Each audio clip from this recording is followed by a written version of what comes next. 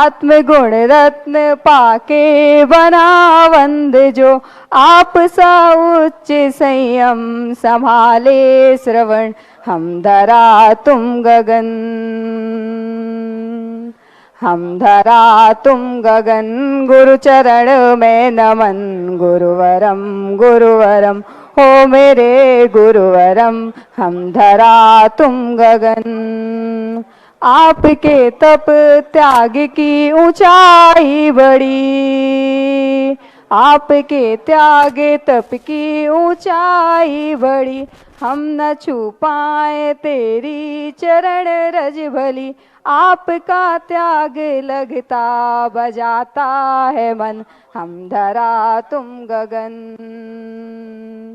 हम धरा तुम गगन, गुरु चरण में नमन, गुरुवरम गुरुवरम हो मेरे गुरुवरम, हम धरा तुम गगन, गुरु चरण में नमन, कैसे छू पाएंगे गुरु तुम्हारे चरण। स्वावलंबी बने पूरी मैत्री खिली, स्वावलंबी बने पूरी मैत्री खिली, हस्त कर घा में जीने की शैली मिली, सात्विक जीविका है करे निर्वहम, हम धरा तुम गगन, गुरु चरण में नमन, गुरुवरम गुरुवरम हो मेरे गुरुवरम, हम धरा तुम गगन, गुरु चरण में नमन, कैसे छू पाएंगे गुरु तुम्हारे चरण, हम धरा तुम गगन। जय बोलो कुंडलपुर के बड़े बाबा की जय, तीर्थ चक्रवर्ती आचार्य गुरु श्री विद्यासागर जी महाराज की जय, परम पूज्य मुनि श्री सुधा सागर जी महाराज की जय। चलिए, परम पूज्य मुनि श्री के मांगलिक पाद प्रक्षालन करने का मंगलमय सौभाग्य अर्जित होना है। और आज ऐसा कौन सा सौभाग्यशाली परिवार होगा जो परम पूज्य मुनि पुंग सुधा सागर जी महाराज जी के मांगलिक पाद प्रक्षालन करने का मंगलमय सौभाग्य अर्जित करना चाहते हैं। 21,121, 21,121 21,121 रुपया दो, 21,121 परम पूज्य मुनि पुंग सुधा सागर जी महाराज जी के मांगलिक पाद प्रक्षालन करने का मंगलमय सौभाग्य अर्जित करने के लिए 21,121 21,121 रुपया दो, 21,121 रुपया ढाई, 21,121 रुपया पौने तीन, 21,121 मांगलिक पाद प्रक्षालन करने का मंगलमय सौभाग्य। समय की सीमाएं हैं, जिन भी भक्तों का भाव भी अपना भाव प्रेषित करके ऐसा सौभाग्य अर्जित कर सकते। 21,121 1 2 ढाई पौने तीन और 21,121 रुपया अंतिम बार पूछ कर छोड़ता हूं। 21,121 1 2 ढाई पौने तीन और 21,121 रुपया 3। यह मंगलमय सौभाग्य अर्जित किया है श्रीमती रजनी जी पलंदी, आशीष जी जैन ने ऐसा मंगलमय सौभाग्य अर्जित किया है। चलिए अजय रजनी जी पलंदी, अब परम पूज्य मुनि श्री जी के करकमला में साथ समर्पण करने का मंगलमय सौभाग्य अर्जित होना है। कौन सौभाग्यशाली भक्त है जो आज के इस मंगलमय अवसर पर परम पूज्य मुनि श्री जी के करकमला में साथ समर्पण करने का मंगलमय सौभाग्य अर्जित करना चाहते हैं। 11,111, 11,111 1, 11,111 रुपया दो, 11,111 रुपया ढाई, 11,111 रुपया पौने तीन और 11,111 1 2 ढाई पौने तीन और 11,111 रुपया अंतिम बार पूछकर छोड़ता हूं 11,111 रुपया 3। यह मंगलमय सौभाग्य अर्जित किया है श्री सुधीर जी, शशि जी, अरिन जैन, सांगानेर वालों ने ऐसा मंगलमय सौभाग्य अर्जित किया है। जोरदार ताली के साथ इनके भाव का स्वागत, अभिवादन, अभिनंदन करते कृपया पहुंचे, आ जाए।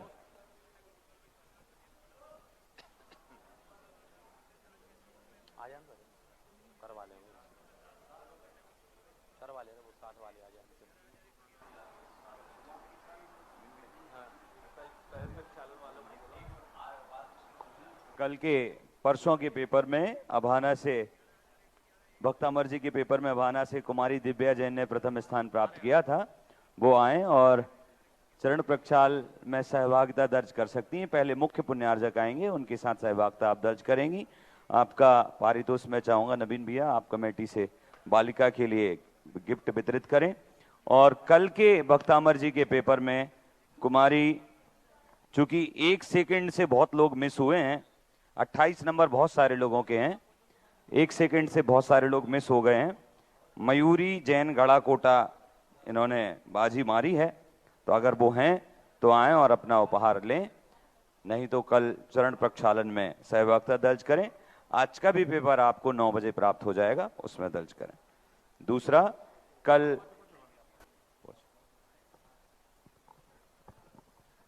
परम पूज्य मनीषा जी के मांगलिक पाद प्रक्षालन का सौभाग्य रजनी परंदी उनके देवान साहब ने प्राप्त किया है। कृपया पहुंचें और मांगलिक पाद प्रक्षालन करने का मंगलमयी सौभाग्य अर्जित करें।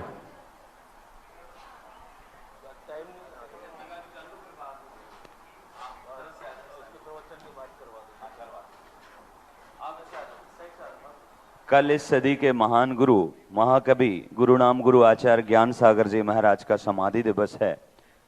गुरु चरणों की धूल हमें जब मिल जाए रे हो, गुरु चरणों की धूल हमें जब मिल जाए रे, उनकी दुनिया में हो उनकी दुनिया में किस्मत खुल जाए रे। सुध चरणों की धूल हमें, सुधा चरणों की धूल हमें जब मिल जाए रे, हाँ गुरु चरणों की धूल हमें जब मिल जाए रे। मैं चाहूंगा कमेटी बालिका के लिए उपहार वितरित करें और मयूरी जी गड़ाकोटा हो तो आए। कल पुनः आज रात को आज के प्रवचन का पेपर आपको मिल जाएगा और नाम की घोषणा पहले से नहीं होगी। आप जो लोग यहाँ उपस्थित रहेंगे उन्हीं को ही चरण प्रक्षालन में अवसर मिलेगा। कल के दिन की आपकी महान दिन है, ऐसे गुरुवर का समाधि उत्सव है। निश्चित रूप से सौभाग्यशाली हम सब रहे हैं कि आचार्य श्री जैसे संत को उन्होंने प्रदान किया हम सबके लिए। तो उसमें बात आई थी 51 जोड़े रहेंगे, 51 बालिकाएं और 51 युवा मंडल। तो जिसमें सहभागिता दर्ज करने के लिए सुधा कलश महिला मंडल जो है वो एक प्रभारी के रूप में 51 जोड़ों के नाम लिख रहा है। आप उनको संपर्क कर सकते हैं। भैया लोगों में श्री सौरभ जी सिंघई जैन सेवा दल लिख रहे हैं, तो इनसे आप संपर्क कर सकते हैं। आइए चलते हैं। और कुछ भी है क्या? आइए चलते हैं गुरुवर के चरण कमल की ओर। हे भगवान, हम सबको अपनी वाणी से कृतार्थ कर उपदेशित करें। नमोस्तु नमोस्तु नमोस्तु भगवान।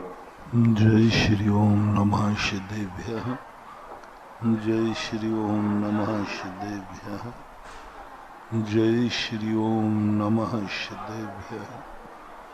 सर्वमंगल मांगल्यं सर्वकल्याणकारकं प्रधानं सर्वधर्माणां जैनम जयतु शासनम।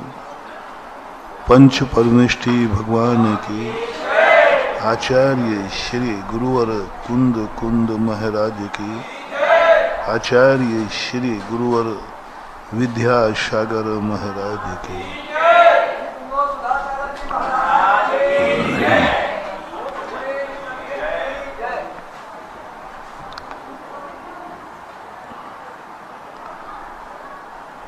भक्तांबर स्त्रोत को समझने के बाद अपन लोग इस निष्कर्ष पर पहुंचे थे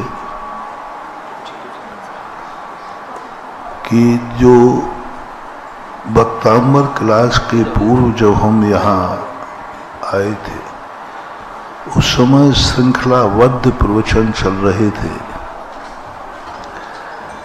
कि मन में कभी अपनी इच्छाएं उत्पन्न ही नहीं होने देना, क्योंकि इच्छाओं का निरोध करना ही वास्तविक तप है। निरोध का अर्थ है नहीं कि इच्छाओं को दबाना, निरोध का अर्थ है नहीं इच्छाएं उत्पन्न हो तो दबाना, उत्पन्न ही नहीं होने देना। इच्छा उत्पन्न होने के बाद दबाना विस्फोटक होती है। केतली में यदि भाप बन रही है और तुम निकलने के सारे रास्ते बंद कर दो तो समझ लेना केतली फटेगी, विस्फोट हो जाएगा। जैन दर्शन सबसे ज्यादा हठ योग का विरोधी होता है। हठ योग नहीं, हठ योग में क्या होता है, इच्छाओं को उत्पन्न तो होती है, उनको रोकता है। और वो भाप तो बन रही है, सिगड़ी जल रही है, पानी उसमें है, और वो सब तरफ के दरवाजे बंद कर दिए, केतली फट जाएगी, विस्फोट हो जाएगा। यही होता है यार। बहुत बड़े बड़े साधु तपस्वी लोग क्यों सफल नहीं हो पा रहे? उनका विस्फोट हो रहा, अंदर घुट रहे हैं, खा नहीं रहे हैं, खाने की इच्छा को रोक रहे हैं, नहीं खाऊंगा मेरा नियम है, लेकिन अंदर से भूख से तड़प रहे हैं, विस्फोट होगा। भूख से तो तड़प रहे हैं, लेकिन खाऊंगा नहीं, मरोगे, विस्फोट होगा, पागल हो जाओगे, आर्त ध्यान के साथ मरोगे, खरबूजे में कीड़ा होगे। हमारे शास्त्रों में आता है कि एक व्यक्ति उसी चीज में मर गया, इसलिए कहा गया मरने के पहले उसकी अंतिम इच्छा पूछ लो क्या है, जो उसकी अंतिम इच्छा हो वो पूरी, इसलिए क्योंकि नहीं तो वो मर के उसी में आएगा। पहले लोग पत्नियों को जलाते थे पुरुष के साथ में, क्योंकि व्यक्ति सबसे ज्यादा किसको चाहता है? थोड़ा मैं कम सुनता हूं। हाँ, वो मुझे मालूम था, मैं तो तुम्हारे मुंह से कहलवाना चाहता था। आज तक मम्मी को, पत्नी को छोड़कर माँ के पास कोई नहीं रह रहा है, सब माँ को छोड़ करके। कोई बात नहीं, मैं तुम्हारा इंटरफियर नहीं कर रहा हूं, तो जानकारी के लिए थोड़ा पूछ लेता हूं। लेकिन उसके बावजूद भी हर व्यक्ति इस बात को जान रहा है, लेकिन उस बात के ऊपर विचार नहीं कर पा रहा है कि ये बात कितनी विस्फोटक है और कितनी ज्यादा हमारे लिए हानिकारक बनेगी। आप चाहते हैं, आप जानते हैं, लेकिन इच्छाएं आपकी जब बढ़ती हैं तो क्या कहते हैं भाई सब, इसलिए यह व्यक्ति लौट के आ सकता है भूत बन करके। किसके लिए लौट के आएगा? क्योंकि जिसको चाह रहा है वह वस्तु छूटती है, तो लोक व्यवहार में ऐसी रूढ़ी है कि वो भूत बन के उसके पास आता है। रिपीट करता हूं, भारत में एक लोक रूढ़ी है कि जो व्यक्ति मर रहा है वो किसको चाहता है सबसे ज्यादा, और वह वस्तु यदि उसकी छूट रही है तो वो भूत बन के आएगा। क्योंकि जिसको चाह रहा है वो छूट रही है। जो इच्छाएं दिन में पूरी नहीं हो पाती हैं, व्यक्ति स्वप्न में करता है। 80-90% जो स्वप्न आते हैं वे दिन भर की दबी हुई भावनाओं को आते हैं। दिन भर में तो दबाता रहा, नहीं आया, फिर रात में वो कर बैठता है। वो किसी व्यक्ति किसी को सामने नहीं मार पाए ना, पीटना है, तो स्वप्न में पिटाई करके आ जाता है। चोरी करना है तो नहीं कर पाया तो स्वप्न में चोरी। आप सबको मालूम होगा, जो दिन भर नहीं कर पाए फिर वो रात में स्वप्न में कर बैठता है। दबी हुई भावनाएं उसकी उजागर होती स्वप्न के अंदर। ऐसा ही व्यक्ति जिंदा में को जो नहीं कर पाता है वो फिर मरने की बात करता है। तो सब लोगों ने किया कि भाई देखो, ये इसको चाहता था पत्नी को और वो छूट गई, तो अब ये जरूर भूत बन के आएगा, इसलिए ऐसा करो, इसी के साथ में इसकी पत्नी को भी सती प्रथा थी। नाम क्या दिया गया? लेकिन वो सती प्रथा नहीं थी। सत्य ये था कि वो लौट करके भूत बन के ना आ जाए, इसलिए जिसके लिए वो लौट के आए उसी को साथ भेज दो। अब वो स्त्री मरकर जहां जाएगी वो भूत वहीं खोजेगा, यदि यहां जिंदा पर जाएगा चिपक जाएगा। ये होता था। आज भी ये परिणाम है गांव में। जो व्यक्ति शराब पीता है, मरते समय एक बोतल शराब की रख के आते वहां।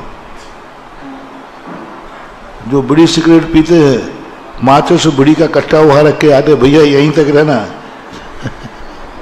घर में। तो ये परंपराएं कुछ ऐसी थी। तो इन परंपराओं के साथ में व्यक्ति को सोचना चाहिए कि वह व्यक्ति जो इच्छाएं करता है वह कहीं ना कहीं से तुम्हें बहुत उसको परेशान करोगे। इसलिए सबसे पहला काम हमने बताया था कि ऐसा कुछ करो, इच्छाएं दबाना नहीं है। दबाने तो विस्फोट होगा, बहुत खतरनाक होगा, संभाल नहीं पाओगे। यदि तुम्हें भूख लग रही है और तुमने उपवास कर डाला, आज नहीं, कल नहीं, परसों नहीं, 2-3 दिन बाद आपको गर्मी चढ़ जाएगी, पित्त बढ़ जाएगा, पागल हो जाओगे। क्योंकि भूख से तो तड़प रहे हो, लेकिन नहीं, मैं नहीं खाऊंगा, घुटन हो रही अंदर। ऐसे ही व्यक्ति के लिए जैन दर्शन ने इसलिए सबसे पहले कहा वैराग्य भावना। अविरत सम्य दृष्टि से कहा तुझे कुछ नहीं छोड़ना है, पहले वैराग्य भावना भाव। यह वस्तु छोड़ना क्यों है? नहीं तो कई लोग क्या करते हैं, एक बार व्यक्ति वो गुटखा खाता था, किसी ने शिकायत कर दी। शिकायत करते ही मेरे सामने आया, मैंने ठीक भाई छोड़ दे, और वो मेरा भगत था, वो मेरी आज्ञा टाल नहीं सकता था, उसने छोड़ दिया। अब सब लोगों ने छुड़ा तो दिया, मेरे संकोच में छुड़ा दिया। अभी तो गुटखा खाता था सामान, अब वो गुटखा खाने के लिए बार बार बाथरूम में जाता था, क्योंकि एक ही स्थान है जहां अकेला रहता व्यक्ति। टॉयलेट के बहाने, बाथरूम के नहाने वहां जाता, और लोग घर के परेशान कि तुझे बाथरूम में आजकल इतना टाइम क्यों लगने लगा। तो वो क्या कहता है, वो गुटखा बंद करा दिया ना, इसलिए पेट साफ नहीं होता, इसलिए टाइम लगता है। अरे भाई, पोटी में टाइम लगे, लेकिन सुसु में पता चला है कि वो उसने गुटखा खाने का स्थान बाथरूम बना लिया। मैंने उसको बुलाया, मैंने कहा भैया तो कल से गुटखा चालू कर दे। उन्होंने बोला जी क्यों, कोई गलती हुई? मैंने कही नहीं, कम से कम सड़क पे ही खाता था, अब तो तू टॉयलेट में जाके खा रहा है, कम से कम खाए तो रहा ही है, और स्थान और गंदा खा रहा है। कितने गंदे स्थान पर तू खा रहा है। यही होता है। हठ योग से हम अपने मन को जबरदस्ती रोकते हैं, वो इतने गंदे काम करता है, इतने बुरे स्थान पर करता है, जिस स्थान पर लेने पर आत्मा कांप जाती है, क्योंकि उसने वासनाओं को दबाया है, रोका नहीं। और वासनाओं को दबाया हुआ व्यक्ति कहीं ना कहीं से वह गड़बड़ करेगा, और ऐसे गलत समय पर, ऐसे गलत स्थान पर ऐसा करेगा कि उस घटना को यदि वह सामने करता तो इतना पाप नहीं होता, उससे कई गुना वो पापी। क्योंकि कहां खा रहा है वो, क्योंकि उसने छोड़ा ही नहीं था, छुड़ाया गया है। इसलिए जैन दर्शन ने तत्व दृष्टि दी, पहले त्याग नहीं दिया। त्याग के साथ रखा, दो बातें दी, श्रद्धा और त्याग। श्रद्धा तो उन्होंने कहा जैसा मैंने कहा है वैसा ही आप श्रद्धान कीजिए, जो जैसा है वैसा ही। अभी कल ही जीव कांड के अंदर आया था मार्गणा की परिभाषा, यथा तथा, जैसी है वैसा ही जानो, इसमें शक्ति नहीं। लेकिन जब त्याग की बात आई, शक्ति तस् त्यागः, त्याग शक्ति के अनुसार करना, अन्यथा शक्ति से बाहर करोगे तुम घुट जाओगे। सबसे ईमानदारी की बात पूछ रहा हूं, कितने नियम लेकर के तुम घुट रहे हो? तुम्हारा मन खराब हो रहा है, तुम्हारे मन में विकार आ रहे हैं। अनंत चौदस का उपवास किया है और रात भर हाथ के ठेले पर चाट खा रहे हो। मुझे तो इसलिए मालूम है कि पूनम के दिन लोग प्रायश्चित लेने आए, बोले महाराज जी कल रात में मैंने चाट पकौड़ी खा ली। मैंने कहा भाई क्यों खा ली? कल तो चौदस थी। बोले यही तो आफत है, आप सुनो तो सही। मैंने भाई कल चौदस थी, 10 लाख क्षण पर भी कम से कम एक दिन और पर। कहीं नहीं महाराज मैंने पूरा पक्का पाला, लेकिन कल उपवास था ना दिन में तो खा नहीं सकते क्योंकि नियम है, लेकिन भूख से तड़प रहे हो तो रात में पानी पी लेता है स्वप्न में, रात में खा लेता है स्वप्न में। ये घुटन है अंदर की। प्रारंभिक में होता है, सबको होता है, घबराना नहीं, लेकिन यही बात यदि बात तक चलती रही, शुरुआत में होता है।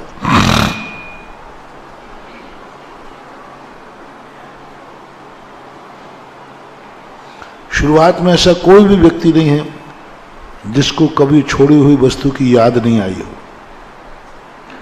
छोड़ी हुई वस्तु पर ललक नहीं गया हो। इसलिए तत्वार सूत्र में कहना पड़ा कि मरते समय पूर्व रतानुस्मरण। त्यागी वृत्तियों को कहना पड़ा कहीं तुमने त्याग किया है, घर की याद तो नहीं आ रही, छोड़ा है तुम। कितनी ऐसी दुनिया में तीर्थंकरों का तो कह नहीं सकता मैं, लेकिन जिन जिन चीज को छोड़ा है उनकी याद तो नहीं आ रही, उनके दुख में तुम दुखी तो नहीं हो रहे, उनके खुशी में कम खुशी तो नहीं हो रही। देख लो, अपने अपने मन को देख लो। साधु से कहा, मुनराज से कहा, दीक्षा ले ली, इसमें कोई संदेह नहीं है, लेकिन जो जो छोड़ा है वह स्मृति का विषय तो नहीं बन पा रहा है। यदि बन रहा है सावधान। और तुम रो के बैठे हो, तुम रो के बैठे हो और घर की तुम्हें याद आ रही है, विस्फोट हो जाएगा। एक दिन तुम भ्रष्ट हो जाओगे, पागल हो जाओगे, या तो भाग जाओगे और या पर पागल होकर ब्रेन हेमरेज हो जाएगा, क्योंकि तुम घुट रहे हो, तुम्हें बार बार याद आ रही घर की, तुम्हें पूर्व में भोगे हुए भावों की स्मरण आ रहा है, तुम्हें कल्पना हो रही मैं ऐसा करता था, मैं ऐसा करता था, मैंने ये खाता था। एक महाराज थे, मैं छोटे से थोड़ा सा खुरापाती रहा हूं। एक महाराज थे, तो महाराज ने कहा ये क्या आहार कराते हैं,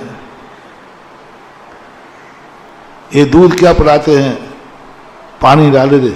हम एक पूरी भैंस का दूध अकेले पी जाते थे। तो मैंने महाराज जी कहाँ है, मैं ले आऊं? कौन से गांव में वो भैंस है? आपकी भैंस, आपको लाऊंगा, आपको भी पिलाऊंगा, हम भी पिएंगे। बच्चों की बात है। अरे तो ऐसा नहीं करना, मैंने तो त्याग दिया है। मैंने महाराज त्यागा नहीं है आपने। उस समय में धर्म कुछ भी नहीं जानता था, कुछ भी नहीं जानता था। पर वो आहार कथा करने लगे थे, हम ऐसे थे, हम इतना दूध पीते थे, इतना घी खाते थे, इतना ऐसा करते थे। तो मैंने कि बताओ वो गांव में कहाँ है, वो भैंस अभी जिंदा है कि नहीं? हम यहीं लाके लगा देते, तुम भी पीते रहना। और उन्होंने कहा नहीं नहीं मैंने त्याग दिया है, वो बात नहीं कह रहा हूं। मैंने कि महाराज नहीं त्यागा, अभी भैंस आपके साथ है, आपने त्यागा नहीं है, भैंस आपके साथ है, तभी आपको स्मृति आ रही है, अन्यथा नहीं आती।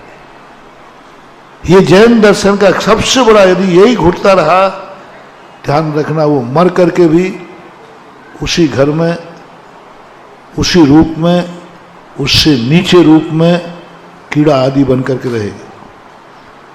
क्योंकि वह छोड़ा, वस्तु को छोड़ना इतना कठिन नहीं है, लेकिन छोड़ी हुई वस्तु का मन में भाव नहीं आना, ये निभाना बहुत कठिन हुआ। छोड़ने में कुछ नहीं लगता, कोई भावावेश में छोड़ देता है, कोई देखा से कि छोड़ देता है, कोई स्मशान बैराग हो जाता है, छोड़ देता है। लेकिन बार बार वह मन संस्कार था जन्म जन्म का, बार बार मन वहीं जाता है, बार बार। और ये मन यदि आपका जा रहा है तो महानुभाव सावधान हो जाओ, कोई ना कोई विस्फोट की स्थिति बनेगा,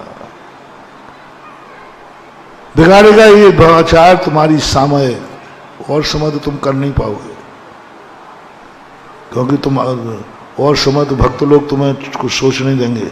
जैसे ही तुम सोचने बैठोगे तो बस नमस्ते महाराज, नमस्ते महाराज, तुम्हारा उपयोग। और फिर वो कहे महाराज जी आप, मैं दूर से आया हूँ, ये आशीर्वाद है, चाहिए मुझे, आपका मन बदल दिया कि नहीं। सबसे बढ़िया समय कब मिलेगा? सामायिक के समय। सामायिक के समय वो फेरेगा, तुम्हारी सामायिक बिगाड़ देगा, और पूरे समय में वही आएगा जो तुम्हारे दिमाग में भरा है। निद्रा में आएगा, सोते समय आएगा, और ये होता रहता है।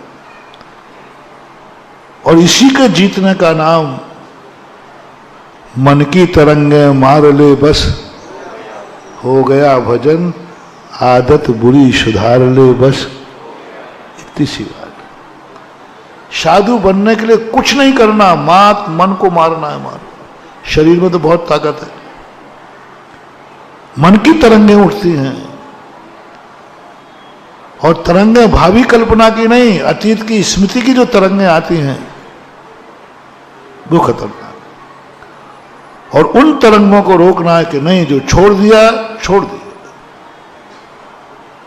उपवास है नहीं, रोटी का सवाल ही नहीं। हम भूख से तड़प नहीं रहे हैं, हम उपवास का आनंद ले रहे हैं। कितना अंतर आ गया? उपवास है दो, एक भूख से तड़प रहा है, वेदन हो रहा, अनुभव में आ रहा है, मुझे भूख लग रही, प्यास लग रही, और वो अंदर अंदर, लेकिन पिएगा नहीं, नहीं नहीं नहीं पीऊंगा तो नहीं। और एक व्यक्ति उपवास का आनंद ले रहा है, ओह मैं कितना भाग्यशाली हूं कि आज बिना अन्न के, बिना उसके स्वावलंबी होकर रहूंगा, आज मुझे आत्मा की शक्ति का पता चल रहा है। उपवास में दोनों ही होते। ज्ञानी व्यक्ति आनंद लेता है और अज्ञानी व्यक्ति तड़पता है। ये उपवास, ये बाह्य तप सूर्य के समान है। यदि बहिर्मुखी रहे तो सूरज बाहर से तपता है,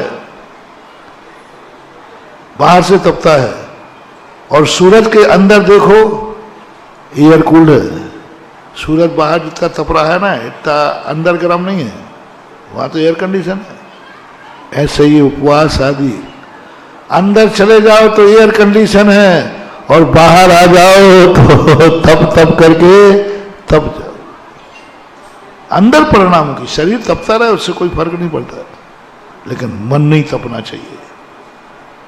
जो चीज हमने नियम ले लिया है, त्याग कर दिया है, बस उस तरफ अपना उपयोग नहीं जाना। बहुत कठिन महानुभाव, बहुत कठिन, सबसे ज्यादा कठिन होता है।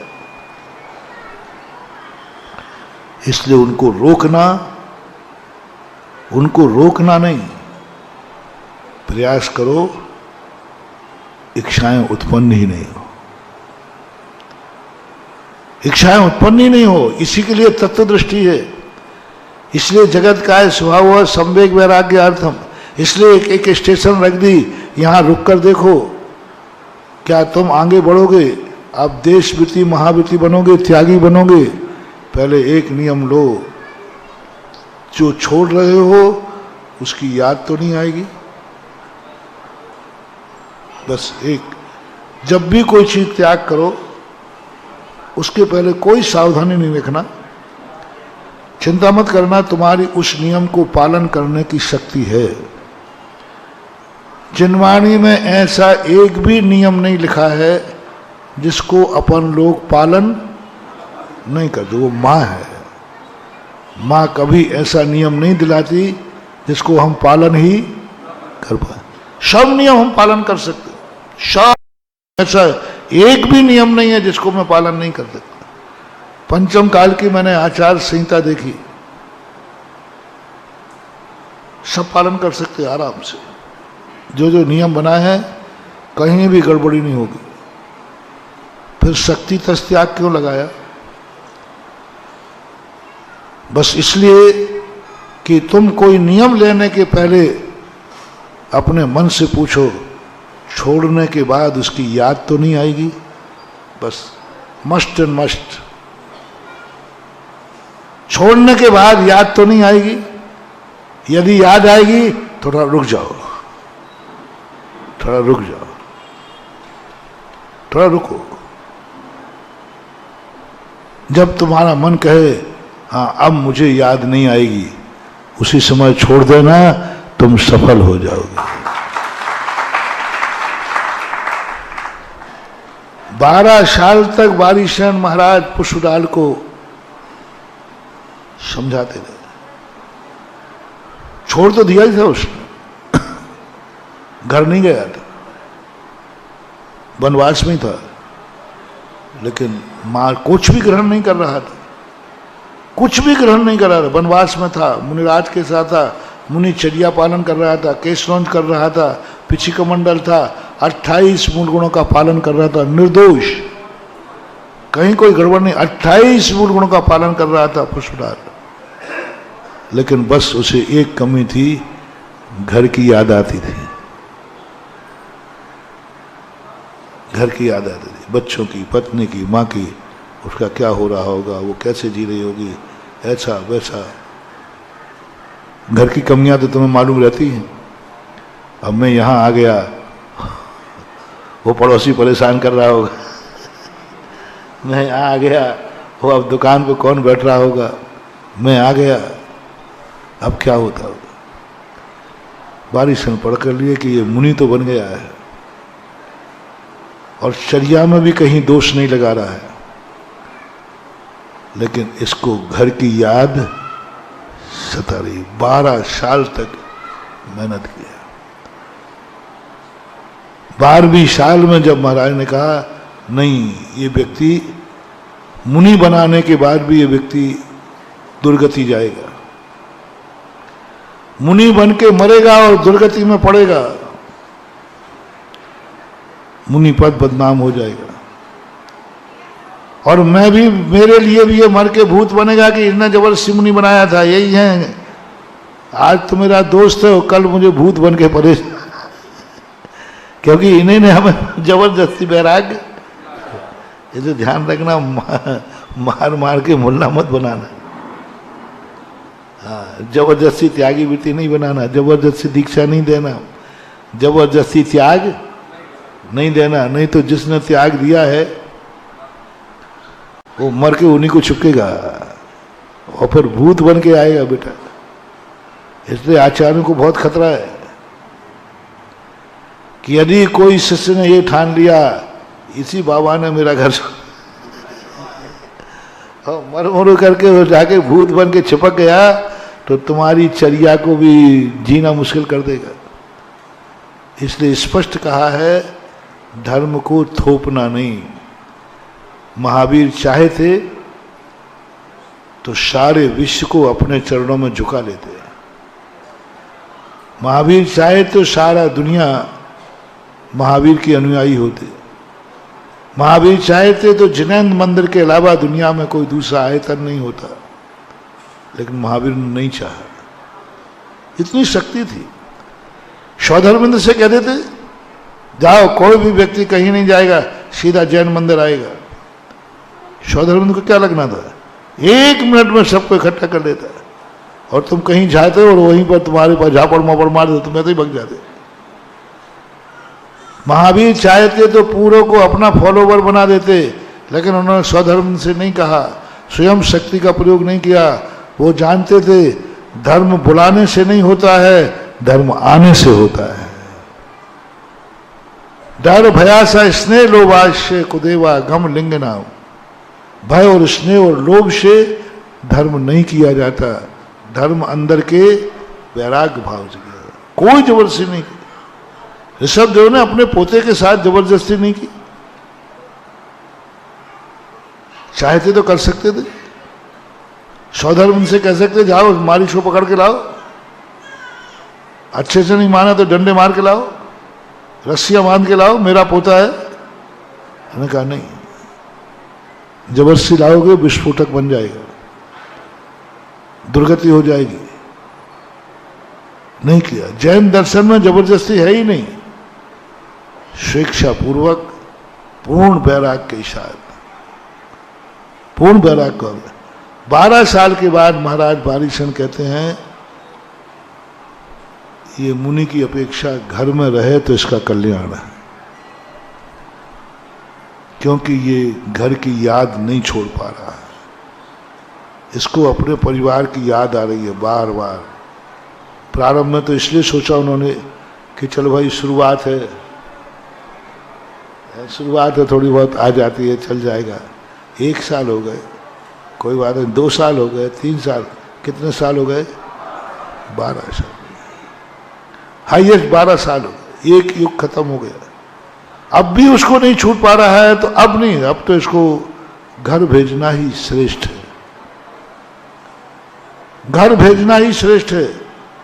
ये मुनि बन के बनेगा, भूत बनेगा, दुर्गति में पड़ेगा, आर ध्यान से बनेगा, त्रियंचों में जाएगा, और शांति के साथ अपने परिवार के साथ मरेगा तो कम से कम भूत तो नहीं मरेगा। पहुंच गए लेने, छोड़ने पहुंच गए। वो अंत में जो परीक्षा ली उसने, बारिश ने कहा, भेजने गए थे, बस अंतिम मौका दे रहे थे, और उन्होंने कहा देख भाई, ये मेरा वैभव है, ये मेरी माता हैं, ये मेरी पत्नियां हैं, ये मेरा राज सिंहासन है, ये मैं छोड़ के गया, मुझे आज तक इसकी याद नहीं आई, आज तक मुझे याद नहीं आई, और आज याद आई है, वो भी तेरे लिए, तुझे दिखाने के लिए मैं आया हूं। मुझे आज तक किसी की याद नहीं आती, देख मेरा धन वैभव। बोले इतना धन वैभव की आपको याद नहीं आती? आपको अपनी रानियों की याद नहीं आती? आपको अपने माँ बाप की याद नहीं आती? बोले नहीं आती, क्योंकि मैंने तत्व ज्ञान प्राप्त किया है। मैं तो एक छोटी सी झोपड़ी है, मेरी पत्नी तो कानी है, और मेरे बाद तो कुछ नहीं है। उनकी याद में मैंने 12 साल गुजार दिए। वो चरणों में आके गिरा, बोले बस एक बार माफ कर दो, अब मुझे कभी याद। और ऐसा बैरागी बना, ऐसा बैरागी बना कि तपस्या करके सर्वार सिद्धि गया, मात्र एक चीज छोड़ने से। छोड़ी हुई वस्तु की याद नहीं आना चाहिए, ये सबसे बड़ी तपस्या और साधना है, सबसे बड़ा त्याग है। बाहर के त्याग करने से कुछ नहीं होता मानव, ये तो मात्र निमित्त है। अंदर से त्याग होवे, भावना से त्याग होवे, वस्तु स्वरूप का चिंतन करके त्याग होवे, तो फिर याद नहीं आती। एक व्यक्ति ने बोला महाराज जी हमें आपकी बहुत याद आती है। तो मैंने कहा देख झूठ बोल रहा है। महाराज जी सही बोल रहा हूं, याद आती है। मैंने झूठ बोल रहा है,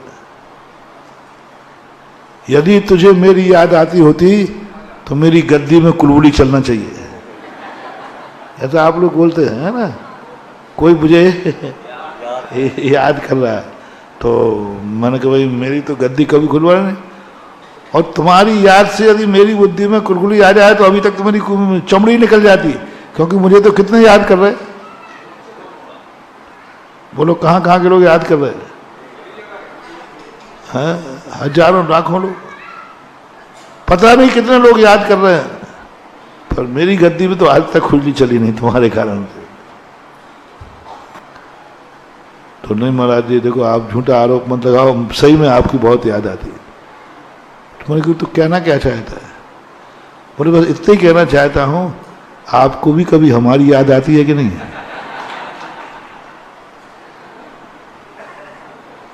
संबंध तो दोनों ही तरफ से होते, एक तरफ से तो होता नहीं। तो आपको मेरी याद कभी आती है कि नहीं? कभी मैं तुम्हारे, अब मैं क्या कहूं,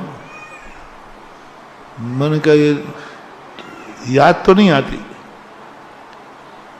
लेकिन तेरे पे दया जरूर आती है। साधु को तुम याद करते हो, साधु तुम पर दया कर। याद का उल्टा करो, याद दया, बस यही तो 36 का आंकड़ा है। तुम साधुओं को याद करते हो और साधु तुम पर दया करता है। दया जरूर करता हूं, याद तो नहीं करता हूं। और दया करने में धर्म है, दया करना तो पाप नहीं है ना। याद करना वो है, दया करना वो नहीं है। तो दया तो मैं सब पे करते ही हूं। याद नहीं आना चाहिए। यदि भक्त की भी याद आ रही है तो खतरनाक है, और दुश्मन पर भी दया आ रही है तो बेड़ा पार है। क्या कहा? भक्त की याद आ रही है तो खतरा है, और दुश्मन पर भी दया आ रही है तो कोई बात नहीं। दुश्मन पर भी दया आ रही, आती है, आना ही चाहिए। तो हमें इस बात पर सबसे पहले ध्यान देना है। तुम सब धर्मात्मा हो, मैं भी धर्मात्मा हूं। तुम भी कुछ ना कुछ त्यागी हो, मैं भी बहुत त्यागी हूं। तुम थोड़े कम हो, हम थोड़े ज्यादा हैं। बस आज अपन सब एक निर्णय पर पहुंचते हैं, रिजल्ट पे। तुमने भी कुछ ना कुछ त्यागा है, मैंने बहुत कुछ त्यागा है। बस आप सबको अपनी कॉपी में अपने नंबर देना है।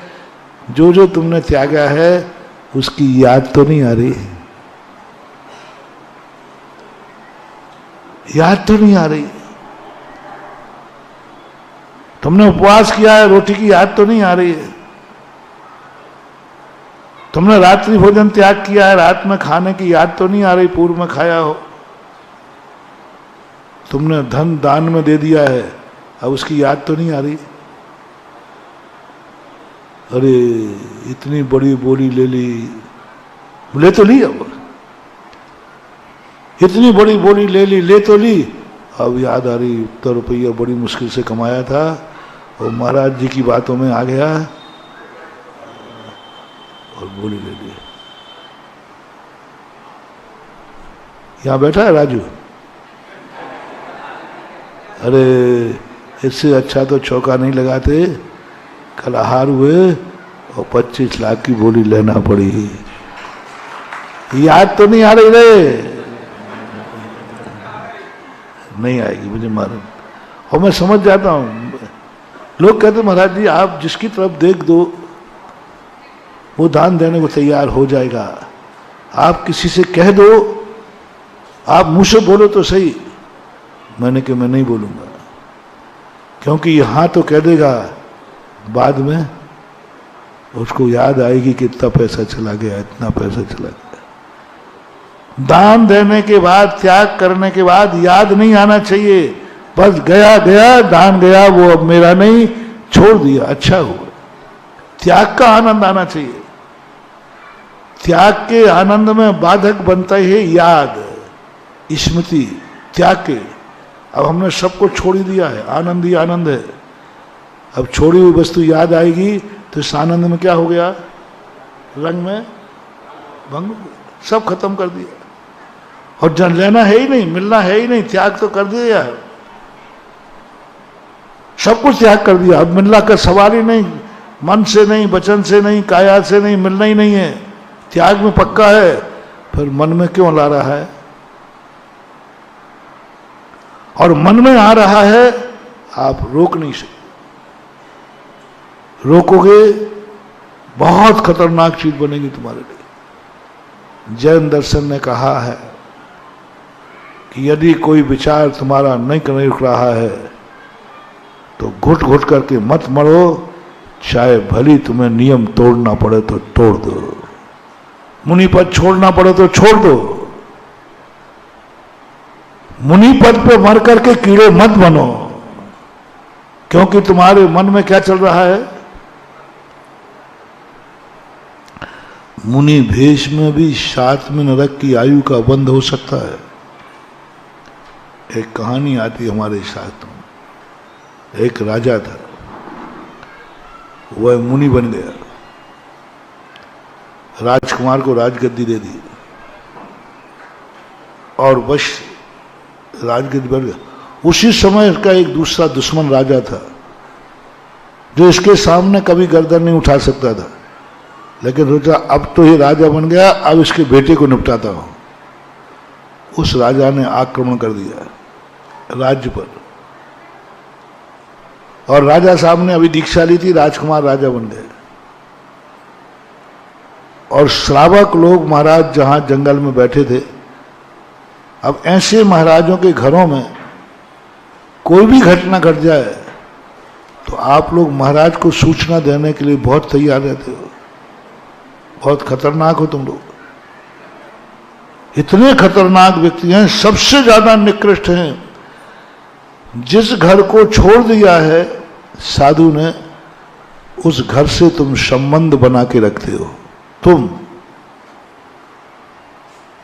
कोई आएगा तो तुम ये नहीं बोलोगे फलाने चंद आए, महाराज जी के फलाने, बदमाश कहीं का। क्यों बोल रहा है साहब महाराज जी का कहेंगे? महाराज जी के भाई है, महाराज जी के पिता हैं, महाराज जी के माँ है, महाराज जी कुटुंबी है। ये सब परंपरा गलत है। उनको सीधा नाम लो ना, इनका वो अच्छा नाम लो ना त्यागी वृत्ति के लिए, लेकिन तुम वही लोगे। सबसे ज्यादा खतरनाक, यदि किसी साधु के घर में कुछ हो जाए तो तुम्हें कुलबुल महाराज को सूचना दो कि तुम्हारे दादी मर गई, तुम्हारे दादा मर गए। नहीं देना चाहिए, कभी नहीं देना चाहिए। क्यों तुम देना चाहते हो? काश साधु का उपयोग थोड़ा ही सा चला गया तो। देखो छदमस्त है, मैंने पहले ही कहा कि बहुत मुश्किल है कोई व्यक्ति यहां दुनिया में बैठा हो जिसने त्याग करने के बाद अतीत की कभी स्मृति ना आई हो। आती है, होता है, और उसमें तुमने और माचसी कार्य उनको पता ही नहीं था और तुमने कह दिया, और एक क्षण को भी उसको अच्छा वो मर गया। तुम्हें एक मुनि को भ्रष्ट करने का पाप लगेगा। जो मुनियों को अपने घर की बातों को, उनके घर की बातों को ला करके महाराज को सुनाता है, वो एक मुनि को भ्रष्ट करने का पापी होता है। अब मुनि तो तुम बने नहीं, और एक मुनि को तुमने भ्रष्ट कर दिया। सुनाना ही नहीं चाहिए, क्योंकि त्याग दिया, क्या मतलब है लेना देना? क्यों बताना? गोत्र चला गया, सुआ सूतक चला गया। मुनिराज को सुआ सूतक लगता है क्या? गोत्र ही बदल गया, सुआ सूतक नहीं, संबंध नहीं, रहना एक न देना दो। जैसे तुम्हारी दुनिया में घटता रहता, तुम्हें कुछ नहीं होता, ऐसे हमारे वहां घटता रहे, कुछ होने जाने वाला नहीं, मैं तो त्याग चुका हूं। लेकिन तुम आके कहोगे। और श्रावक को की बहुत गंदी आदत होती। वो महाराज अभी राजा बने ही थे, इधर युद्ध की घंटी बन गई, दो श्रावक उठे, वो दमोई के ही थे। दमोई के होंगे क्योंकि इन्हीं में सबसे। और जाकर के जहां महाराज ढूंढते हुए महाराज को, और महाराज जहां बैठे थे हमारा ध्यान में बैठे थे, ये तो ध्यान में बैठ गए, ये तो राजगद्दी छोड़ के बैठे हैं, और फलाने राजा ने राजकुमार पे आक्रमण कर दिया है। अब वो बेटे को वो बंदी बना लेगा, वो मार डालेगा, राज छिन जाएगा। अब महाराज के सामने सुना चला करके और नहीं सुनी, महाराज सुनो सुनो, आपके घर की क्या हालत है, आपके राज्य की क्या हालत है। अब महाराज नए नए थे, मैंने पहले ही कहा कि नए नए मामला गड़बड़ होता है। कितना भी कुछ करो, नए व्यक्ति को अतीत की याद। अच्छा तुम बताओ, तुम्हारा गोत्र बदल गया कि नहीं जिनकी शादियां हो गई? लेकिन कभी कभी पीहर की याद आती है कि नहीं? बहुत आती है, यही खतरा है। और चला करके वो सुनावे, महाराज का ध्यान भंग हो गया। बोले क्या कह रहे हैं? उस राजा ने मेरे बेटे पर आक्रमण कर दिया। वो वो उसकी इतनी औकात, मेरे सामने आंख नहीं उठाता था और मेरा दीक्षा लेते ही ये मैं होता तो एक एक तीर में। अब ध्यान, आसन तो वही है, आसन नहीं बदली।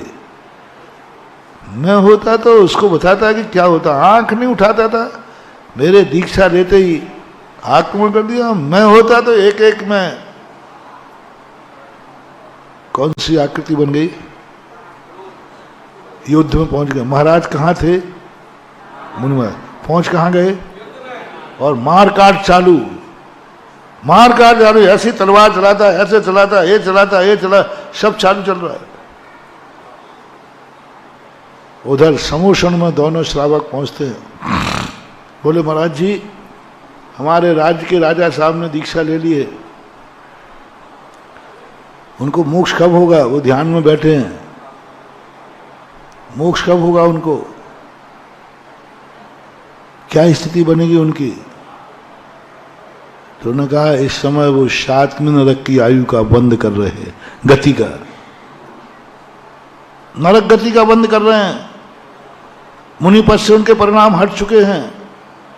मन में भाव आ गया मैंने मुनि बन करके गलती की, सब भाव उनके परिणाम आ गए।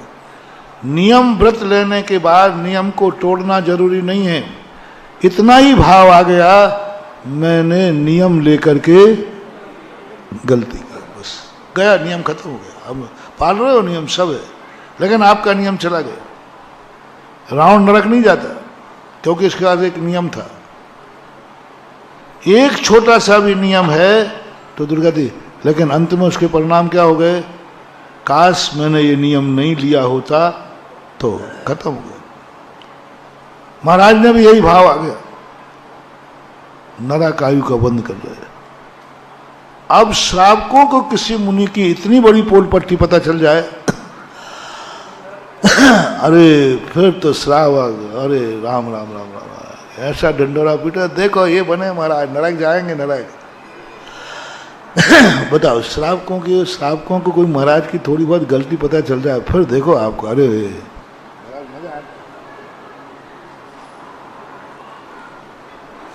बहुत मजा आता कई लोगों को, देखा महाराज होकर के, और भी तुरंत भगवान का समूषण छोड़ दिया। बोले चलो अब महाराज को सुनाते अपन कि तुम्हारी क्या दशा होने वाली है। और उन्होंने जाकर के समूषण में उठ गए तुरंत, इतनी सुनते ही उठ गए, अरे भाई थोड़ा तो प्रश्न तो खत्म हो जाने दे, नहीं उठ गए। और जाके कहते हैं महाराज काय को बाबा जी बने हो, नरक गति का बंद कर रहे हो, तुम युद्ध में पहुंच गए हो, मैं सब भगवान से पूछ के आया हूं। महाराज कहते ओहो हो, मैं साधु होकर के मुझे क्या बेटा क्या बेटी, मेरा क्या राज्य, मेरा क्या दुश्मन, मेरा क्या दुश्मन, वो राज्य उसका बेटा राज्य करे, इसका मैं कहां अटक गया हूं। ओहो तस्मिच्छामि दुक्कडम। बहुत मार्मिक बात सुनना महानुभाव। तस्मिच्छामि दुक्कडम, हो मैंने गलत किया, मिथ्या किया, मुझे ऐसा परिणाम नहीं करना चाहिए। और ऐसे पश्चाताप में लीन हुए कि वो श्रावक मुश्किल से 100 मीटर नहीं चल पाए और उन महाराज को केवल ज्ञान हो गया, केवल ज्ञान हो गया। वो देखते हैं यहां तो देवता जय जयकार कर रहे हैं। अरे महाराज तो कह रहे थे नरक गति का बंद कर रहे थे, अरे नरक गति का बंद कर रहे थे, नरक आयु का बंद नहीं होता, केवल ज्ञान। बोलो, और तुमने जो पाप किया एक मुनि को याद दिला करके, तुम कब भोगोगे। श्रावक साधुओं के प्रति कई बार बुरे भाव कर लेते हैं। तुम्हारा साधु भी तो करते हैं, आप लोग को कुछ चलती रहती है, इस साधु की बुराई करना, उस साधु की बुराई करना, इसकी निंदा करना, उससे कसाय मानना, ये होता रहता है। आजकल ज्यादा होता है क्योंकि आजकल साधु तुम्हारे बीच में रहता है, तुम साधुओं के बीच में रहते हो, और जहां 4 बर्तन होंगे वहां हाँ, साधुओं से भी खटपट चलती रहती है, कोई बात नहीं। यहाँ भी दमोह में भी चल पड़ते होगी, अच्छा बहुत होंगे।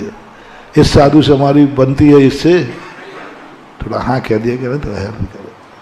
हमारी उस साधु से बनती है, उससे नहीं बनती। वो साधु ठीक है, मुनि भक्तों में कह रहा हूं, मुनि विरोधियों में नहीं। मुनि विरोधी तो बहुत अच्छे हैं, कम से कम वो खुले आम मुनि विरोधी तो हैं, लेकिन सबसे खतरनाक वो हैं जो मुनियों में पक्षपात करके और सच्चे मुनियों में भी भेद डालते हैं। इस मुनि से बनती है, इससे नहीं बनती। इस मुनि की प्रशंसा करते, इसकी बुराई करते। कट्टर मुनि भक्तों को हमने मुनियों की बुराई करते देखा है। किनको? कट्टर मुनि भक्तों को। कट्टर मुनि भक्तों को हमने आचार्य श्री की बुराई करते देखा है। मैंने कहा भैया तू क्या कर रहा है, तू तो मुनि भक्त है। बोले मुनि भक्त जरूर हूं, लेकिन आचार्य भक्त नहीं हूं। मैंने कहा वो मुनि है कि नहीं? इतना खतरनाक एक व्यक्ति था, कट्टर मुनि भक्त था, लेकिन मुनियों की आचार्य की बुराई करता था। मात उसकी पंथ थामना का चक्कर था, ये हमारे पंथ के हैं, हमारे पंथ के नहीं। कट्टर मुनि भक्त की बुराई करता है। उन लोगों से मेरा कहना है, महानुभाव जो मुनियों की बुराई करते हैं, मुनियों के प्रति द्वेष रखते हैं, तो तुम्हारा आरोप आएगा। और आज मुनि महाराज भी कम नहीं है, वे भी हम लोगों से द्वेष रखते हैं, वो भी पक्षपात करते हैं। एक श्रावक को कहते कहो तुम, जब मैं तुमसे कहने नहीं चूकता हूं, तुम भी मेरे से कहने मत चूका करो रे। मैं जब पूरी खरी खरी कहता हूं तो तुम भी, हाँ मुझे कोई बुरा नहीं लगेगा। आज आप लोग भी तो कम नहीं हो, आप लोग भी हम लोगों की बुराई करते हो, ये अच्छा है, ये बुरा है, ये अच्छा है, ये बुरा है, ऐसा है, वैसा है। तो मैं बिल्कुल मना नहीं करूंगा, हाँ करता हूं। हो सकता है, क्योंकि साधु भगवान हो सकता है। यहां दोनों बराबर हैं। आप भी साधुओं की बुराई करते हो, मुनि महाराज भी तुम्हारी श्रावकों की बुराई कर सकते हैं। इन दोनों में बराबर है, कोई अंतर। पर आगे सुनो, साधु दोपहर में प्रतिक्रमण करेगा और उसको याद आ गया मैंने जो कसाई की थी वो ठीक, दोपहर में निपट गया। फिर शाम को एक प्रतिक्रमण फिर करेगा, उसमें याद आ गया एक तो निपट जाएगा। फिर रात में एक प्रतिक्रमण और करेगा, सुबह सुबह। प्रतिदिन में 3 बार वो प्रतिक्रमण करेगा। कहीं ना कहीं सच्चे मुनि को पश्चाताप हो ही जाएगा। और 3 उसमें नहीं निकल पाया तो 15 दिन में बची कुची, क्या कौन सा प्रतिक्रमण बोलते हैं? पाक्षिक प्रतिक्रमण। 14 से पाक्षिक प्रतिक्रमण निपटा देगा। ओहो, मैंने कोई पाक्षिक में कोई बहुत थोड़ी बहुत लगार बच भी गई, लगार तो चातुर्मासिक। और यदि फिर भी लगी रही थोड़ी बहुत वार्षिक प्रतिक्रमण में, फिर भी कोई लगी रही, तो अंत में उत्तमार्थिक प्रतिक्रमण करता है। कहां से बचेगा? इतना तो धो डाला उसने। और क्या, कितना बार धोया उसने अपनी आत्मा को? दिन में 3 बार धोया, फिर भी सोचा 15वें दिन में फिर धो डाला, फिर 4 महीने में धो लिया, साल भर में धो लिया। अंत में संलेखना के समय खम्मामि सभ्य जीवाणाम सभ्य जीवा खमन तुम्हें मैति में सब भूदेशु वैरम मध्यम न कर दे। लो साहब, मरने के पहले ही सब शाम निपटा दिया। ये तो मुनि की दशा हो गई। अब तेरा क्या होगा रे कालिया?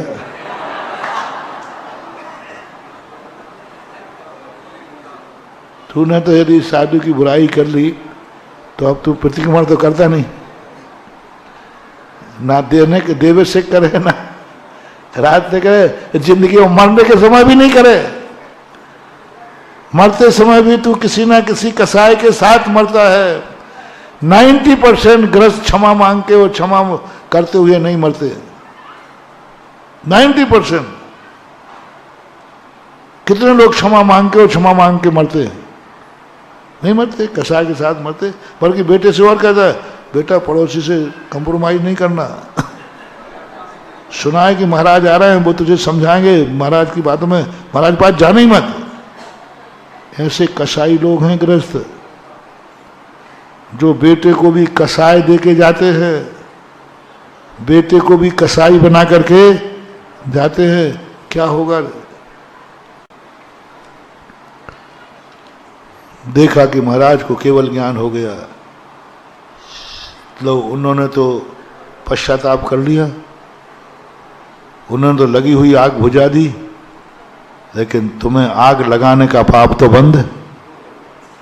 तुम्हें तो मुनि को भ्रष्ट करने का पाप बंद हो गया, क्योंकि तुम्हारे वचन सुनकर के महाराज के परिणाम, तुमने कहा था ना कि महाराज के राज में तुम्हारे वचनों से महाराज के परिणाम गिरे हैं, तुम्हें एक मुनिराज को भ्रष्ट करने का पाप लग गया। वो तो भ्रष्ट होकर के भी समझ गए, भ्रष्ट होकर के समझ गए, घंटे 2 घंटे में समझ गए। और तुम्हारा, तुम कहां काटोगे वो पाप? इसलिए ध्यान रखना धर्म और धर्मात्माओं और सज्जनों से कि बीच में इस प्रकार की बात है। अपनी बात चल रही थी इच्छा की, और महाराज ने कोई पाप नहीं किया था, मात्र उनको अपने अतीत की स्मृति, अपने राज्य की स्मृति आ गई, अपने बेटे की स्मृति आ गई, और अपने दुश्मन की स्थिति आ गई। अब दुश्मन की स्थिति आ गई, लो सब बिगड़ गया, सब किया हुआ खत्म हो गया। मात्र स्मृति में, युद्ध में गए नहीं, युद्ध में बैठे ध्यान में।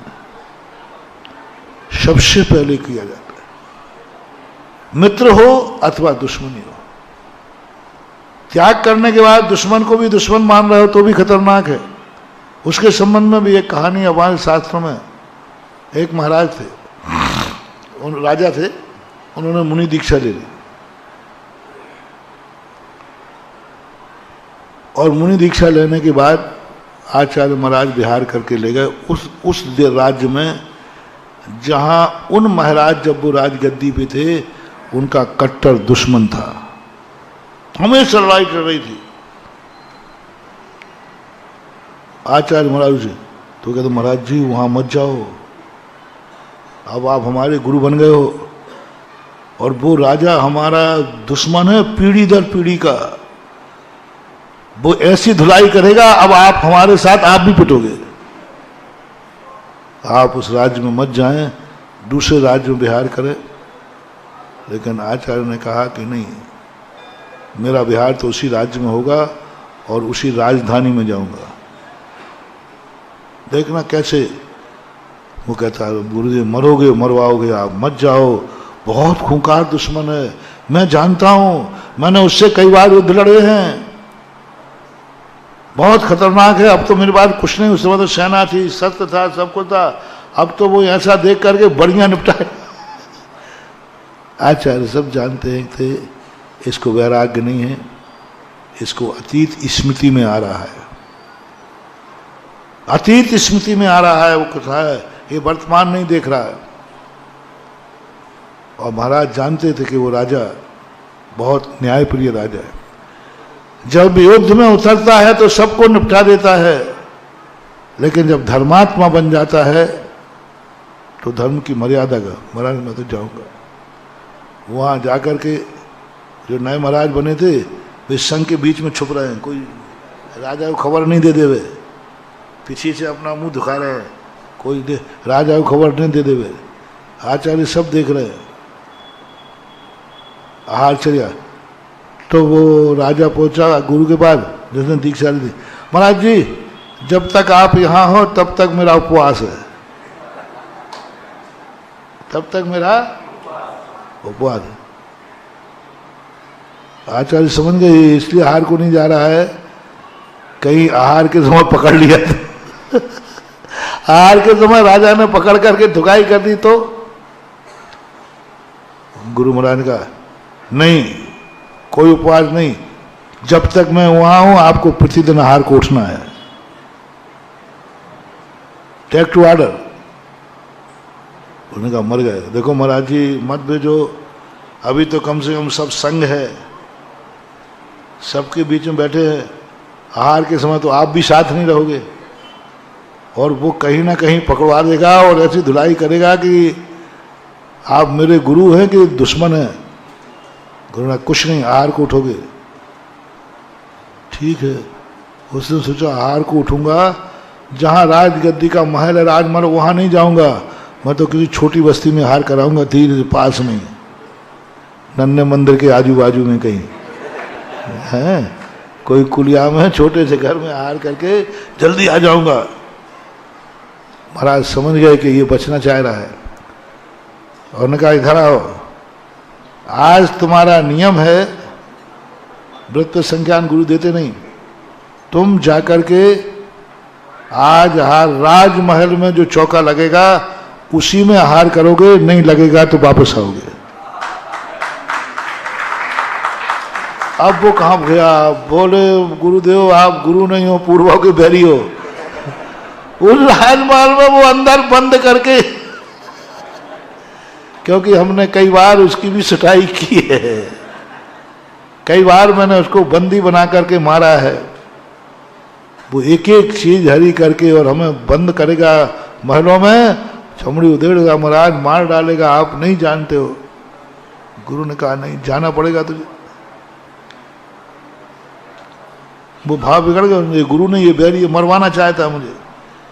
पहले कहा था कि इस तरफ मत बढ़ो, सोची राजधानी में आए, फिर उपवास मांगे तो आहार को उठो, और आहार को भी कहा तो कहाँ जाओ,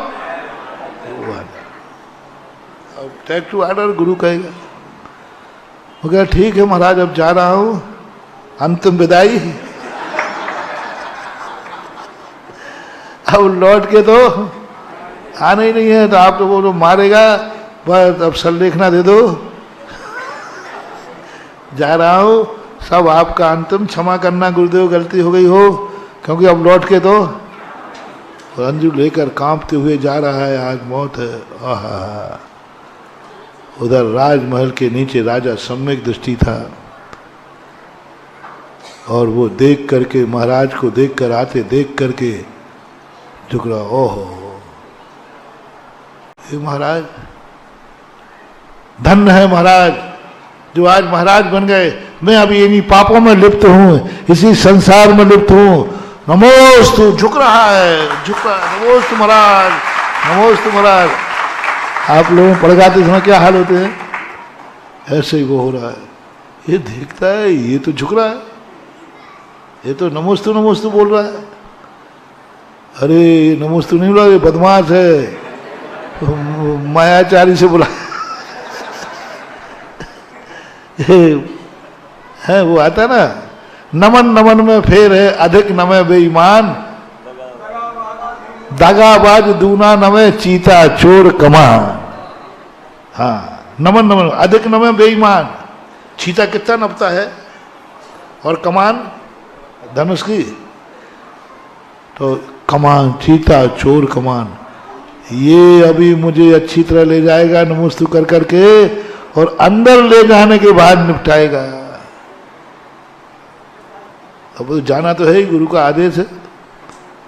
पड़ गया अवभाग्य, उस राजा की आंख में आंसू आ रहे हैं, और जैसे महाराज को चौकी पे बैठाला, पाद प्रक्षालन करके जब उसने गंधोदक लगाया, महाराज धन्य है आप, धन्य है आप, इतना राजपाट, इतने वीर मारतंड होकर के आपने महाव्रत धारण किया, धन्य। गंधोदक से नहा लिया। वो कहते क्या हो रहा है अतिशय, ये और इतना झुक जाए, शायद इसने मुझे पहचाना नहीं है इसलिए ऐसा कर रहा है। उस राजा ने भी कह दिया, राजा साहब धन्य आप फलाने देश के राजा थे, और ये तो पहचान गया, और जो पड़घान किया, मन शुद्धि, वचन शुद्धि, काय शुद्धि, आहार जल, बार बार नमोस्तु कर रहा है, आहार दे रहा है कांपते हुए, और आहार होने के बाद कहता महाराज धन्य हो गए, हमारा घर धन्य कर दिया। लौट के पहुंचे, बोले क्यों रे, तू तो जिंदा लौट आया, तू जिंदा कैसे लौट आया, मरा क्यों नहीं? अरे महाराज ने कहा महाराज जी सब कुछ उल्टा हुआ, क्या समझते हो तुम? ये श्रावक होकर के भी बैर नहीं बना और तू मुनराज होकर के अभी भी बैर पाल रहा है। तुझे अभी बैरी दिख रहा है स्मृति में। स्मृति बहुत खतरनाक होती है। इसलिए जब चीज चाहे दुश्मन की हो, हमने राग का उदाहरण भी दे दिया और देश का उदाहरण भी दे दिया। उसे बेटे की याद आ रही थी और इस मुनिराज को दुश्मन की याद आ रही, दोनों का पतन निश्चित है। इसलिए सबसे पहले हमें ये विचार करना है, कोई भी नियम लेने पर पहले कुछ भी, मंदिर आए हो, चलो यहां से शुरू करता हूं। मंदिर आते हो कि नहीं? घर की याद तो नहीं आती मंदिर में?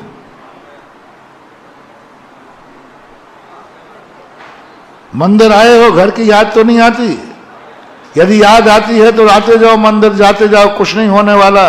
और मंदिर में आकर के घर की याद नहीं आती तो एक दिन ऐसा चमत्कार होगा कि तुम्हें काला नाग काट लेगा और तुम्हारा कुछ भी नहीं बिगड़ेगा। मंदिर आए हो, निश्चयी निश्चयी निश्चयी, कितना बड़ा शब्द है निश्चयी। बहुत चमत्कार है। कुछ नहीं, मुझे कुछ ही नहीं याद है, तू और मैं भगवान, दो के अलावा यहां कोई नहीं रहेगा। कोई मेरा संबंध नहीं, किसी से कोई मतलब नहीं है। मैं और घर की याद नहीं आना चाहिए मंदिर में। जितनी देर मंदिर में हो, घर की याद नहीं आना चाहिए। एक बात, यदि याद आ रही है तो तुम्हारी पूजा, तुम्हारा अभिषेक, तुम्हारा पाठ सब चमत्कारी नहीं होगा। पूजा तो हो जाएगी, याद नहीं आना चाहिए। मैं निश्चय ही बोल चुका हूं, उसके बाद कोई याद नहीं। कोई रिश्तेदार दिख जाए मंदिर में, तुम्हें पहचानना नहीं है। बेटा रोता हुआ आ जाए, ब्याई जी सामने मिल जाए, मेरा कोई है ही नहीं। मंदिर में तो मेरे दो ही संबंध हैं, भगवान और भगवान मेरे हैं और मैं, बस, इससे ज्यादा कोई है ही नहीं। जय जिनेंद्र भी नहीं करना। ब्याई जी मिल जाए, कुंवर साहब मिल जाए, बेटा भी आ जाए, बेटा पापा पापा, काय का पापा? मंदिर में मेरा पापा तो वो बेटा बेटी पर, मैं उसका बेटा हूं। याद नहीं आना चाहिए। बस इतनी सी तो घटना थी धनंजय कवि 6वीं शताब्दी में। इसी पंचमकाल की घटना है 6वीं शताब्दी के। धनंजय कवि उत्तर भारत के ही थे। मात इतना सा कहा कि करिया निश्चय ही। बेटा सामने आ गया, पहचानना भूल गए। पत्नी सामने आ गई, पहचानना मना कर दिया। मैं कौन पत्नी, कौन बेटा? गांव वाले आ गए, कौन गांव वाले, कौन कैसे? मैं तो कुछ नहीं जानता, मैं और भगवान। मात इस नियम का पालन के अतीत की सारी स्मृति भुला दी। उसका परिणाम ये निकला कि बेटा तो सांप ने काटा था, वो तो डॉक्टर ने मरा हुआ घोषित। उसने कहा था बच ही नहीं सकता, कोबरा ने काटा है। और मात इतना सा स्मृति नहीं होने से शांति पाठ चलता रहा और बेटा का जहर उतरता गया। तुम मंदिरों में आकर कहां कहां की यादें करते हो? और सबसे ज्यादा मंदिर में याद आती है। और मंदिर में भी जब माला फिर रहे उस समय तो महाराज क्या वीडियो चलता है। कर में तो माला फिरे हो, मनवा फिरे बाजार, क्या वीडियो चलता है महाराज। आवाज बिल्कुल निरंतर चलते रहिए, माला वीडियो चल रहा है। ये सबसे बड़ा खतरनाक है। तो मंदिर नहीं आ रहा है उससे बात नहीं है, लेकिन उसमें सबसे बड़ा अपराध हो रहा है कि तुम जिसे छोड़ के आए हो उसकी स्मृति नहीं छूट रही है, उसकी याद आ रही है। मंदिर में कोई है पकड़ नहीं रहा है, किसी से कोई मतलब नहीं है, लेकिन बस याद आ रही है, इसलिए मंदिर खतरनाक है। माला फेरने बैठ ही गए हो, अब मैं इस स्थान से 1 घंटे नहीं उठूंगा, सबको त्याग दिया, कुछ भी नहीं है, फिर भी याद आ रही। मां सामायिक बिगड़ गई, पूजा बिगड़ गई, जाप बिगड़ गया, मात्र एक कारण से, करने के माध्यम से नहीं, स्मृति आ रही है, बस याद आ रही है। तो पहली साधना हमें करना है कुछ करने के पहले मंदिर आने के पहले एक साधना करके आओ, जब तक मैं मंदिर में रहूंगा घर की याद नहीं करूंगा। शिखर जी गए हो कि नहीं? अब जो समय लगना है वो तो बचत नहीं कर दो ना, कि मैं जब तक शिखर जी जा रहा हूं घर की याद नहीं करूंगा, कोई याद नहीं करूंगा। शिखर जी टल जाएगी, आनंद आ जाएगा, याद नहीं करूंगा, वो तो समय लगना ही है। अब मैं सो रहा हूं, मैं किसी की याद नहीं करूंगा, सोना तो है ही। याद करना सबसे बड़ा खतरनाक, संलेखना को बिगाड़ने वाला है पूर्वतानुस्मरण, तत्वाशुद्ध। पूर्व में की हुई बातों को याद करना, पूर्व में किए हुए भोगों को याद करना, पूर्व में परिवार रिश्तेदारों को याद करना, ये सब हमारे व्रतों में, हमारी साधना में, हमारे नियमों में बाधक बन रहा है, और इसको हमें जीतना है। और जिसने जितनी बड़ी साधना कर ले उतना ही तुम सफल हो। दान दे के भूल जाओ, कितना कठिन है। दान तो दे रहे हो तुम, लेकिन भूल नहीं रहे हो। हमने इतना दान दिया, हमने इतना दान दिया, हमने इतना दान दिया, हमने इतना दान दिया, कुछ नहीं दिया है, बही खाते पे लिखे बैठे हो मुनीम हो। दान दे के भूल जाओ, हमने त्याग दिया, खत्म बात। काय का मेरा है? कोई पूछे भी आपने इतना दान दिया, साहब मुझे तो याद नहीं है, मैं तो देने के बाद मेरा कहाँ रहा। दान देने के बाद वो किसका हो गया? फिर तुम उसकी याद क्यों कर रहे हो? उसको याद क्यों कर रहे हो? वो दिमाग में याद बना रहेगा दान, इससे तुम्हारा पैसा भी गया, और जो चमत्कार होना था तिजोरी में वो चमत्कार भी नहीं होगा, क्योंकि तुम याद बनाए हुए हो, स्मृति में बनाए हुए हो। समाज बनाए तो बनाए, तुम्हें नहीं बनाना है। समाज कहेगी इन्होंने इतना दान दिया, तुम अपने मुख से मत बोलो कि मैंने इतना दान दिया। वही वाली महाराज की बात। और महाराज ने कहा एक भैंस का दूध पीता था, तो महाराज ने भैंस छोड़ दी के है, बोलते नहीं हो? हाँ, मैं ऐसा उदाहरण देता हूं जिससे तुम कहो मैं लौट के पत्थर फेंकूं, क्योंकि महाराजों की बुराई करने में तो मजा आता है, और वही बुराई लौट कर जब तुम्हारे सिर पर फेंकता हूं तो नानी याद आती है। कितने लोग हैं जो स्मृति से परे हो पा रहे? तो पहला एक अपन को साधना, सबको साधना करना है अपन को। जो छोड़ दिया छोड़ दिया। मंदिर आए हैं, ईमानदारी से मंदिर आओ। मुश्किल से कितनी देर के लिए मंदिर आते हो तुम लोग? घंटे, आध घंटे। उसी में इतनी बेईमानी, हद होती है, इतनी बेईमानी। घर से आओगे, रास्ते में सब्जी की डोलची लाओगे, सब्जी वाले के यहाँ रख के आओगे, मैं मंदिर से लौट के आ रहा हूं, तेरी गति वही होगी जो कूंजड़े की होगी। अब तुम मंदिर में बैठा है, मंदिर में माला फेर रहा है, और डोलची कहाँ रखाया? सब्जी वाले के बाहर के टमाटर तोड़ दे रहे। संकल्प तो सब्जी का है, मंदिर का कहाँ रहा? कहाँ बेईमानी, कितनी बेईमानी। दूध वाले के कैन छोड़ाया, मंदिर जाते हैं दूध वाले के यहाँ कैन रहा। यानी मंदिर भी हम घर से चलते हैं तो ईमानदारी से नहीं चलते हैं कि अब मैं मंदिर ही जा रहा हूं तो मंदिर के अलावा कुछ नहीं करूंगा, बाद में मंदिर के देखूंगा, पहले कुछ कोई संकल्प नहीं। काश मंदिर में मर गए तो दूध लेते लेते मरने वाले की दुर्गति होगी। मंदिर में मर गए तो सब्जी बेचने वाला और तुम दोनों एक ही जगह पहुंचोगे।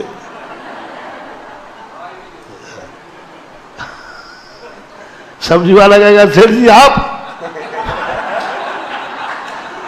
सेठ जी वही मिलेंगे, बोले सेठ जी आप, तो सेठ जी कहेंगे तू यहां कैसे आ गया? बोले पता नहीं। फिर मेरा प्रवचन आज का याद रख लेना, आज की तारीख का प्रवचन याद रखना। अरे महाराज ने कहा था कि हम तेरे यहाँ प्रतिदिन डोलची रखकर मंदिर आते थे, तो मंदिर नहीं आए हैं, भली मंदिर में मरा हूं, लेकिन संकल्प तो सब्जी का था, तो वही गति होगी जिसका हो सके तो सब्जी लेते लेते मंदिर आ जाना, लेकिन मंदिर आते आते सब्जी की बात मत करना। वो चलेगा कि सब्जी लेने आए हो और बीच में मंदिर पड़ा तो, बीच में मंदिर पड़ा तो पहले नहीं, मैंने मंदिर चले गए, पहले मंदिर चले गए, सब्जी लेने जा रहा हूं, सब्जी लेने निकलो मंदिर चले जाओ तो कोई बात नहीं, मंदिर के लिए निकलो तो सब्जी की डोलची लेके मत निकलो, ये सिद्धांत। क्योंकि पाप करते समय यदि मंदिर का स्मरण आ जाएगा तो, संसार करते समय भगवान की स्मृति आ जाएगी तो, संसार करते समय गुरु की स्मृति आ जाएगी तो, खाते हुए यदि त्याग का स्मरण हो जाए तो, है त्याग करते समय खाने का स्मरण और खाते समय त्याग का स्मरण, दोनों में अंतर क्या है? खाते हुए त्याग का स्मरण आ गया, नहीं त्याग करना चाहिए था, एक बार मैंने त्याग किया था, क्या मजा था, और खाए जा रहे हो तो स्मृति में क्या चल रहा है? तो त्याग की गति होगी। और त्याग करते समय खाने की स्मृति आ रही है, आज त्याग दिया, कल मैं क्या खाता था, क्या करता था, ये स्थितियां बहुत खतरनाक होती है मानव। इसलिए अपने जीवन में स्मृति याद करना, और याद जो इच्छाएं जो आ रही हैं उनको दबाने की बात मैं कर रहा था, दबाना मत, मैं दबाने की नहीं कह रहा हूं। एक व्यक्ति आंखों को देखकर उसके परिणाम बिगड़ गए,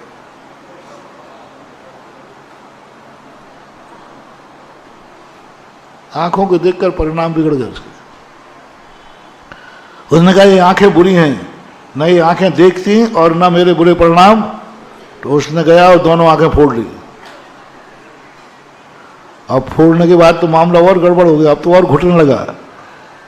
आंखें वाले को जितने देखने की आकुलता नहीं होती उतने अंधे को देखने की आकुलता होती, आंखों वाले को उतनी नहीं होती, अंधे को ज्यादा होती है, देखने की आकुलता ज्यादा होती है कि मैं देखूं देखूं। उनका ये तो और पाप हो गया, वो तो कभी कभी देखता था, यहां तो 24 घंटे देख रहा हूं। इसलिए हठ योग नहीं, हट करके रोकना नहीं, विस्फोट हो जाएगा, पागल और विक्षिप्त हो जाते हैं लोग हठ योग करके। बस जो मेरा मूल प्रसंग चला था, इच्छाओं को उत्पन्न नहीं होने देना, इच्छा होने के बाद तो खतरा है, इच्छा उत्पन्न होने ही नहीं देना, ये है साधना, ये है तपस्या, ये है चमत्कार, ये है अतिशय। आप बोलो कौन कौन से कार्य करते समय आपकी इच्छाएं उत्पन्न हो गई? इच्छाएं मर चुकी हैं, इच्छा ही नहीं है खाने की, इच्छा ही नहीं है खाने की, इच्छा ही नहीं है देखने की, इच्छा ही नहीं है देखने की, आंख उठाने का मन ही नहीं कर रहा, इच्छा ही नहीं है देखने, सुनने की इच्छा ही नहीं है, बोलने की इच्छा ही नहीं है, बोलने का मौका है, कोई आगम से बाधा नहीं है, शास्त्र से कोई बाधा नहीं है, लेकिन बोलने की इच्छा खत्म हुई, नहीं बोलना, क्या बोलूं, किससे बोलूं? सुनने में बाधा नहीं है, कान सुनाई पड़ते, क्या सुनूं, क्या करूंगा सुन के? देख सकता हूं, आंखों में ज्योति है, लेकिन मुझे आज नाच झुका के बैठे, महाराज जी क्या बात है, मुझे देखने की इच्छा ही नहीं, इच्छा हो रही है फिर देख रहा है, वो कैसा देखेगा मालूम? सबके सामने तो यूं करेगा,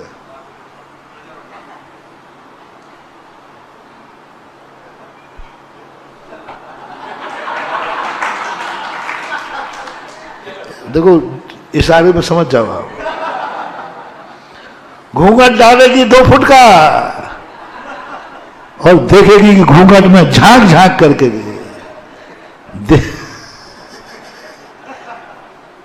देखने की इच्छा तो है, लेकिन लोक लाज के कारण नहीं देख पा रहे, घुट रहा है अंदर वो पर्दा, वो घूंघट, उसे बहुत बुरा लगेगा, बंधन लगेगा, घुटेगा वो, और जैसे मौका मिलेगा पर्दा हटा देगा, क्योंकि वो देखने की इच्छा तो है। देखो वालो तको मत। देखो भालो, तको मत। बोलो बालो, बको मत। खाओ पियो, छको मत। चलो फिरो, थको मत।